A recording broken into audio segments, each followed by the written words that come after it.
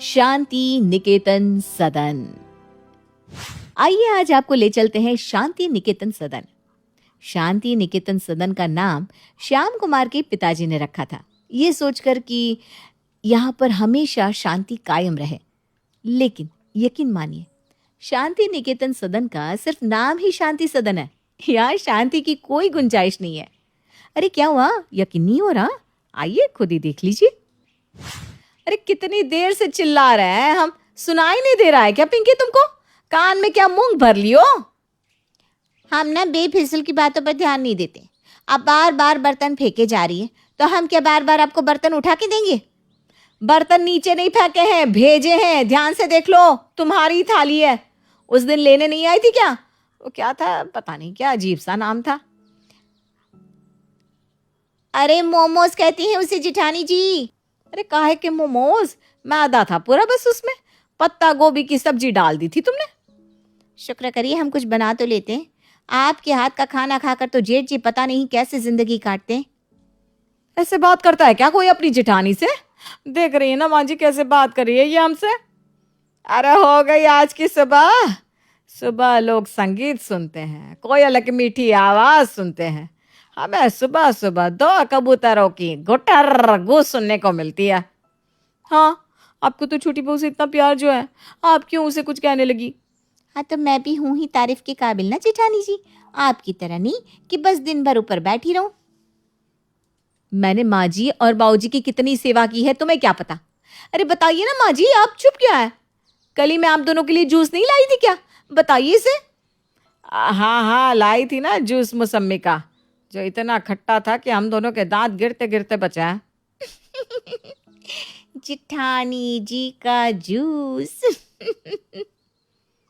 अरे तू क्या दांत निकाल कर हंस रही है? तेरे इन मैदे वाले मोमोज की वजह से तेरे ससुर जी का पेट खराब लगा पड़ा है।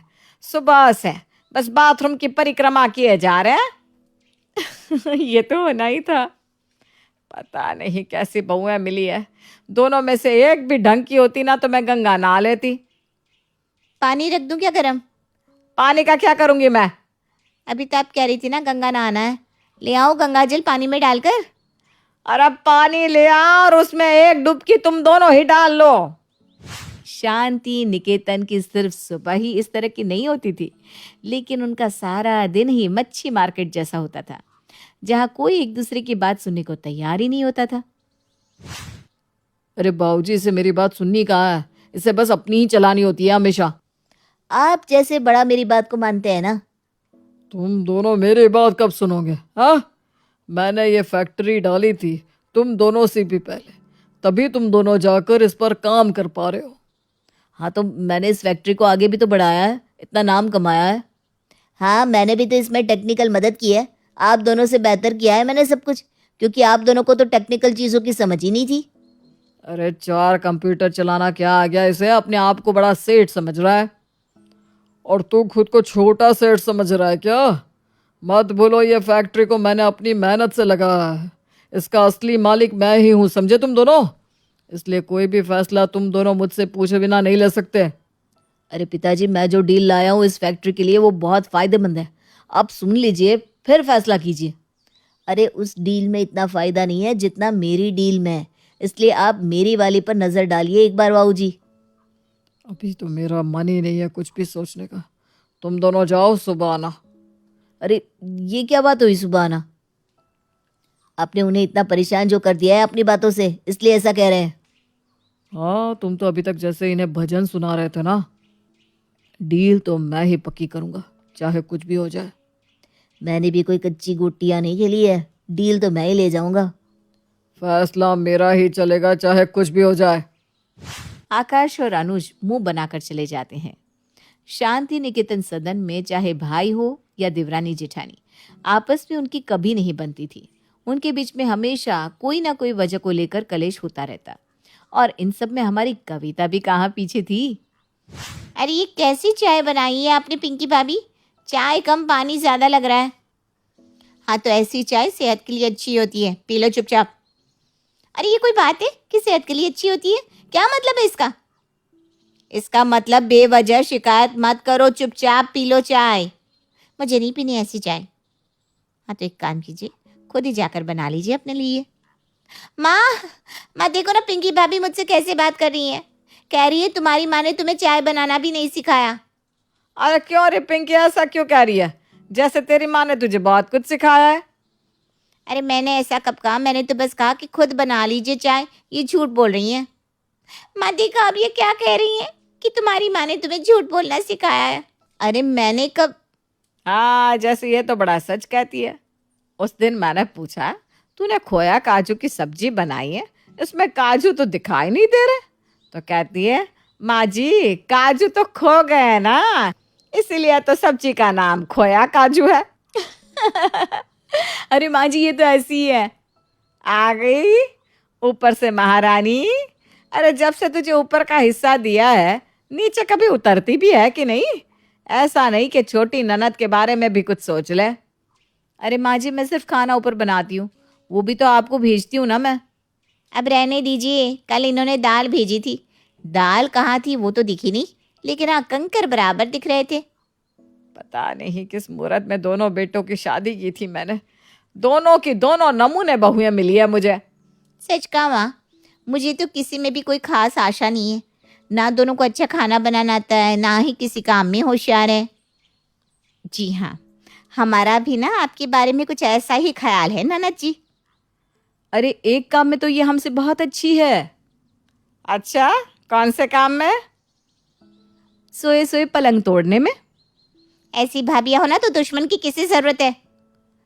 तो हमें भी दुश्मन की कमी कहाँ महसूस होने देती हो तुम कविता।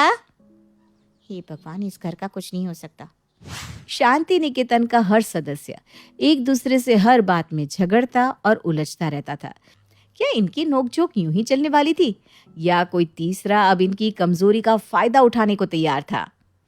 अरे आओ, बैठो बैठो बैठो। चंदन कैसे हो तुम? अब ठीक है भाई साहब, अब कैसे हैं? बस कट रही है, तुम बताओ। इतने सालों बाद आना हुआ है तुम्हारा, हमारी याद नहीं आ रही थी क्या? अरे भाई साहब, याद तो आपकी बड़ी आती थी, लेकिन हमने सोचा आपको क्या कष्ट देना, इसलिए बस यही सोच के रह जाते थे। अरे तुम हमारे चचेरे भाई हो, कष्ट कैसा? अब इस बार आए हो तो कुछ दिन रह कर ही जाना। जी भाई साहब, जैसा आप कहें। भाभी जी चलिए, हम आपकी रसोई में मदद कर देते हैं। हाँ हाँ, चलो चलो। चंदन सिंह और शीला कुछ दिनों के लिए शांति निकेतन सदन में रहने आए थे, लेकिन यहाँ के लोगों की फितरत मेहमानों के सामने भी कहाँ बदलने वाली थी। वो सब तो लगे पड़े थे एक दूसरे से कलेश करने में। अरे बहू, इसमें शायद नमक थोड़ा ज्यादा लग रहा है। हमने तो पहले ही कहा था माँ जी से, दिव्या भाभी को मत दो खाना बनाने के लिए, कर दिया ना कांड। अरे तो हमने कौन सा कहा था कि हमारे हाथ की दाल खाओ?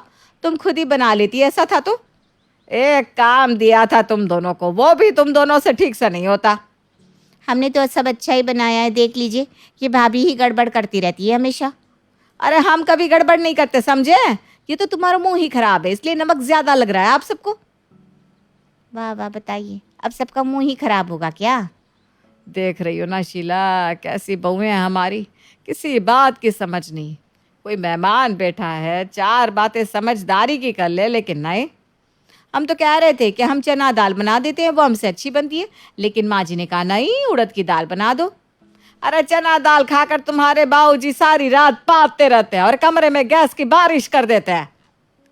हाँ वो तो सही कहा आपने, हमें ना ऊपर तक गैस की बदबू आती है। वो तो आपको खुद के कमरे से ही आती होगी, थोड़ी सफाई कर लिया करो। सफाई का ज्ञान ना तुम हमें मत दो, समझी? हमें पता है तुम कितनी सफाई रखती हो। आपसे तो ज्यादा ही रखते हैं। अरे कहाँ की बात कहाँ ले जा रही हो तुम दोनों, चुप करो। शीला, तुम इन दोनों की बातों का बुरा मत मानना, ये ना ऐसी ही है, एक दूसरे को फूटी आंख नहीं भाती। अरे कोई नहीं जीजी, होता है ऐसा, तो हर घर में होता है। एक तरफ शीला इनके घर की बहुओं को कलेश करते देख रही थी, वहीं चंदन सिंह के सामने इनके बेटों के बीच का मतभेद सामने आ रहा था। अरे क्या हुआ, अभी तक आपने चेक पर दस्तखत नहीं किए बाबूजी? कल ही तो कहा था आपसे। अरे तुम मेरे बाप हो कि मैं तुम्हारा? मेरा जब मन करेगा तब मैं चेक पर दस्तखत करूंगा। अरे पर कल क्लाइंट आने वाले पेमेंट के लिए कैसे करूंगा उनको मैं पेमेंट? वो तो आपको पहले ही सोचना चाहिए था ना, आपकी गलती है। अब बाबूजी पर हुक्म नहीं चला सकते भैया। हाँ, अरे तू तो चुप ही कर अनुज, हमें पता है तुम फैक्ट्री में क्या करते हो। कितने दिनों से वो रायपुर वाली फाइल नहीं बनी, बताओ। हाँ तो बना लेंगे ना, आपको फिक्र करने की जरूरत नहीं है। अरे आप दोनों समझ नहीं रहे हैं, फैक्ट्री के लिए कितनी सारी चीजें सोचनी पड़ती है और आप दोनों है कि कुछ समझ ही नहीं रहे। तू बात तो ऐसे कर रहा है जैसे ये फैक्ट्री सारी तेरी है और तू ही चलाता है। चंदन बता इसे, कैसे मैंने ये फैक्ट्री बनाई है और यहाँ तक पहुँचाया है।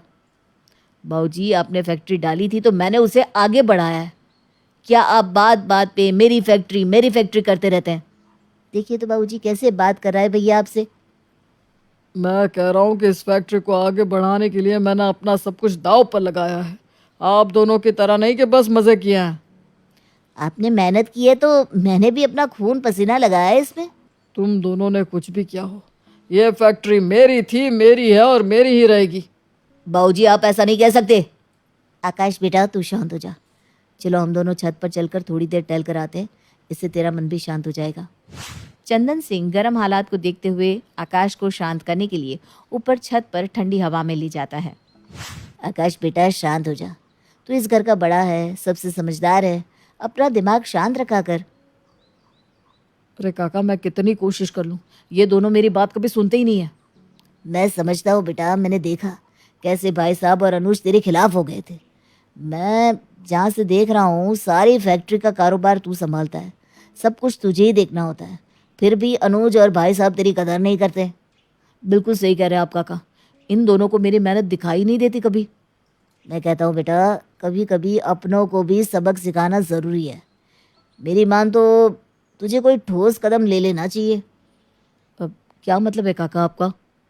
मैं तो बस इतना कह रहा था कि आप सबको अपना अपना हिस्सा मांग लेना चाहिए, और तुझे तो बड़ा हिस्सा ही मांगना चाहिए क्योंकि सब कुछ तो तू देखता है।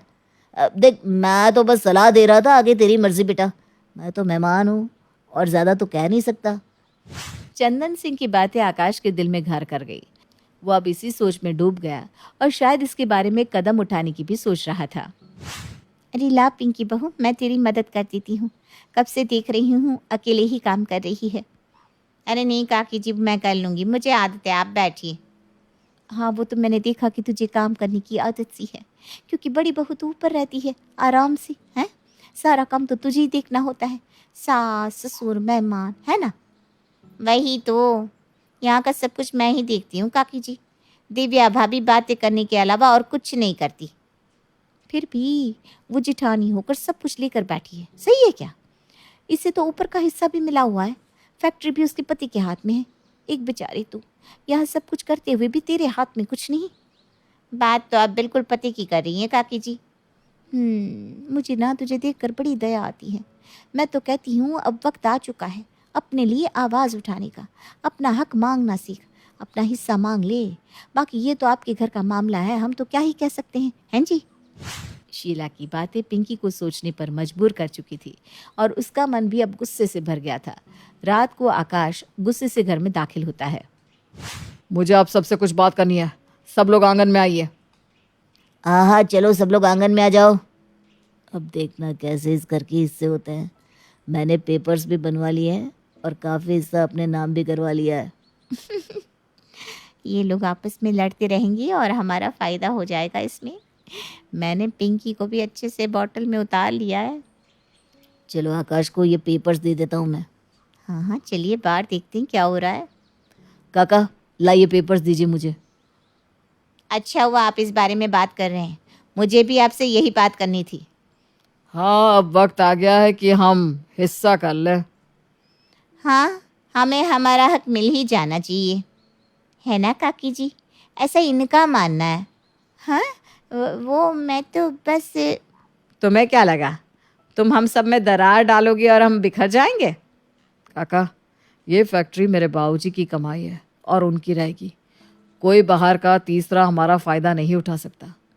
मेरे बाबूजी और मेरा छोटा भाई मेरे लिए सबसे आगे हैं। इस शांति निकेतन सदन में चाहे कभी शांति ना रहती हो, लेकिन हमारे मन में प्यार की कमी कभी नहीं होती। आपने जो कोशिश की ना हम सबको अलग करने की, इससे हम सब वाकिफ़ हो चुके थे, लेकिन आपका ये सपना कभी पूरा नहीं होगा काकी जी। तुम यहाँ आए हमें बहुत अच्छा लगा। अब शायद तुम्हें भी यहाँ अच्छा नहीं लग रहा होगा, है ना? आइए काका, मैं आपको बाहर तक छोड़ाता हूँ। चंदन और शीला जो करने की सोच रहे थे वैसा तो कुछ भी नहीं हुआ। शांति निकेतन के सदस्य आपस में चाहे कितना भी युद्ध क्यों ना कर ले, लेकिन वो किसी बाहर वाले को अपना फायदा उठाने नहीं देते।